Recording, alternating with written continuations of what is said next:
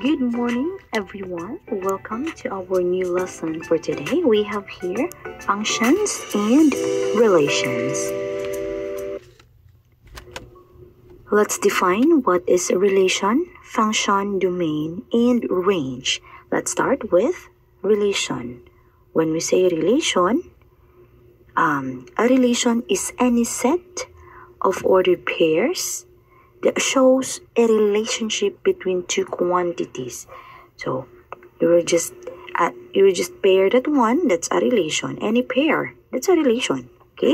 And when we say function, again, relation, function is a special type of relation where each input has only one output. So we will know later what is this output and input. Okay?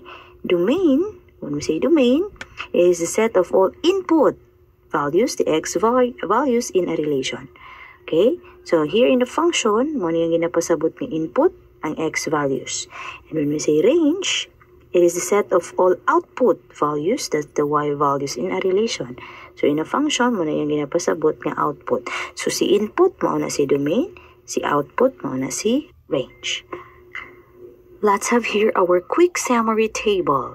So again and again, when we say relation, its definition is any set of ordered pairs, and if we're going to think of it, it's a list of pairings. So any pair, mo nang gitawag na relation. Example of pair, 1, 2, or di ba ka 9, 10, or di ba ka 15, 3, something like that. Any pair, that's a relation. And when we say function, it is a relation with no repeated inputs. Inputs, that's our x. Okay? So if you're going to think of it, a machine with one output per input. So kadapat ang rule lang ni function, kaisa ra magbalik si input. Okay?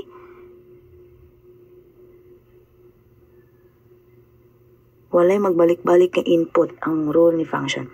And again, when we say domain, all possible x values, muna siyang gitawag na input. So again, kaisa ra magbalik-balik si x values or si domain. Once mo balik kaduha si x values or si input, dili na siya mahimong function. Not a function na yan. Or relation lang siya but not a function. Okay? When we say range, all possible y values. Muna gitawag na ito nga output. Let's have here our example. Here, let's answer this one if this given sets here is under function or not a function. Number 1. This one, number 1. We have here x values. Again, x values. Ang x values, ginatawag po na ito na domain. And all the given x values here, mo na ginatawag na ito nga input. Okay? Kani siya, mo ng input. And another numbers or values here, this is the y values. Mo na ginatawag na ito nga range. And the given values there, ginatawag po na ito ng output. So, kani siya si input. Kani siya si output. So, ang rule lang ni function, mahimo siyang function if walay magbalik-balik ng input. So, kani nga given sets of ordered pairs, we have pair ni 1 and 1. Si 1 o si 1. Si 2 o si 4, si 3 o si 5. So, si domain, dapat kasalang magbalik ang iyang number. Walay nagbalik diha nga 1 or 2 or 3 sa domain. So, therefore, this is a function.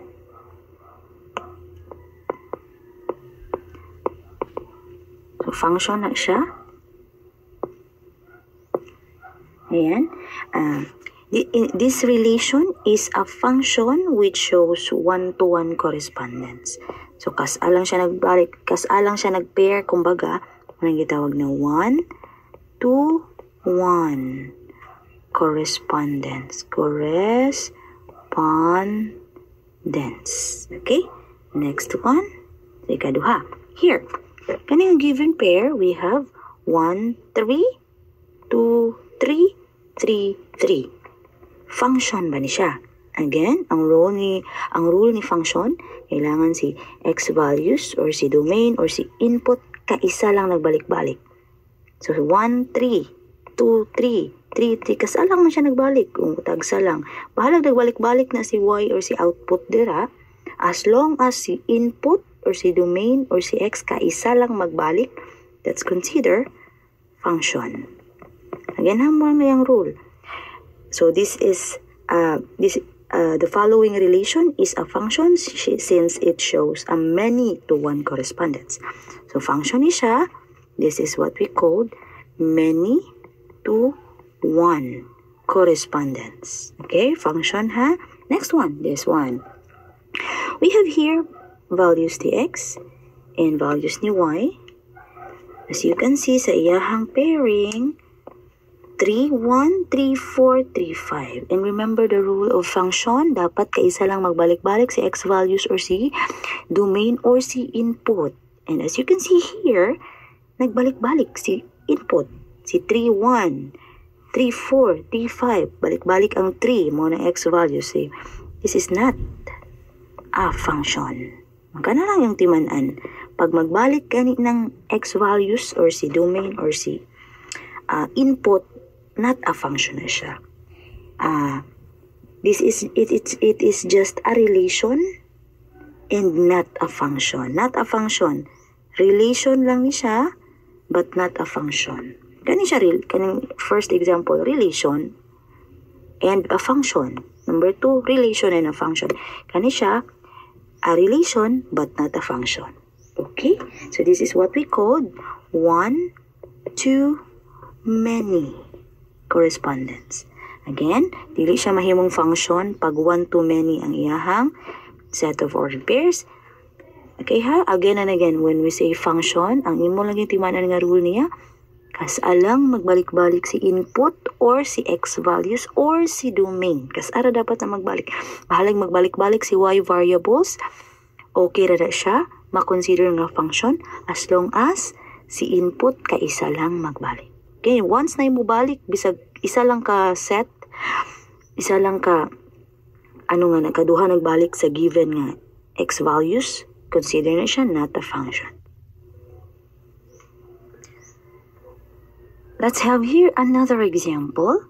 So tell me whether each one is a function or not. Then we'll determine the domain in the range. Okay, number 1, we have here set of ordered pairs. We have C3, D3, A4, B2. As you can see here, morning x values na to si C, si D, si A, o si B. Walay nagbalik-balik sa set ni domain within or the input. So this is a function.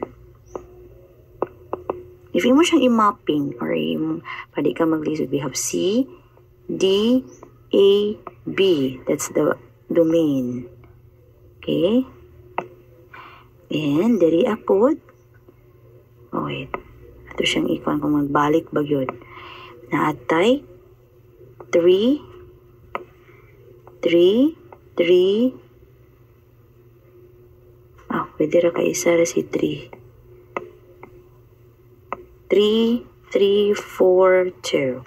So, natay C3, ayan. D3, ayan. A4, and B2.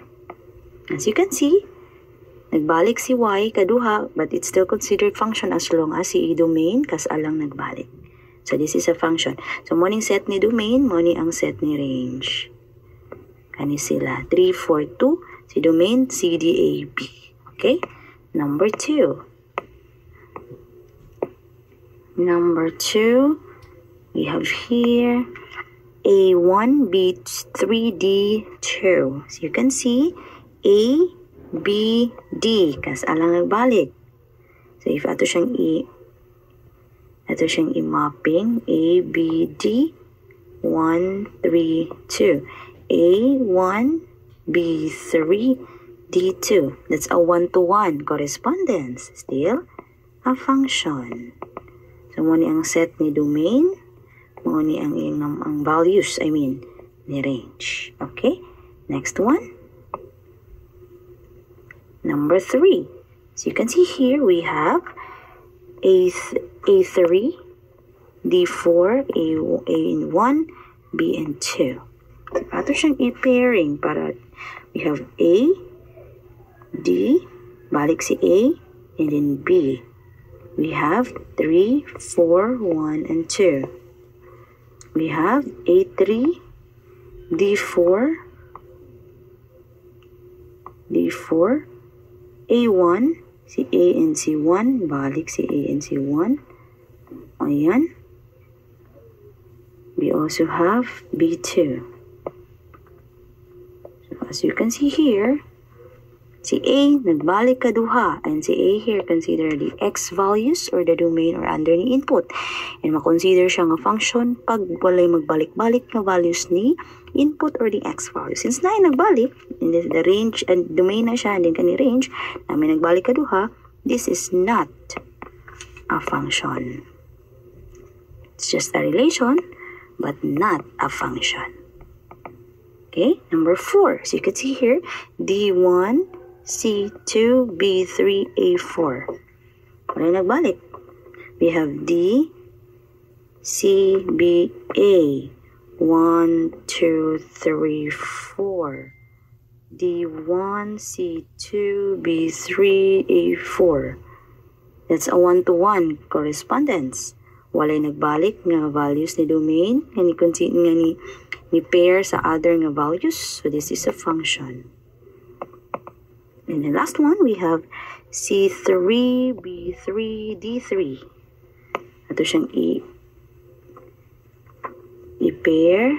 Let's have C, B, D. Nagbalik mo na 3. So, morning domain diri nga part, morning range. C3,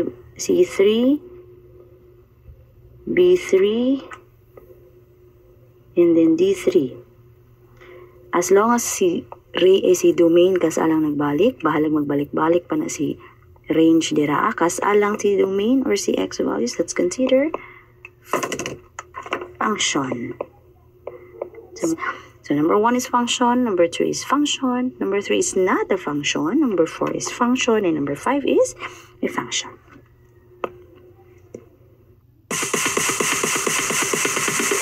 Sorry, it's DJ. Good.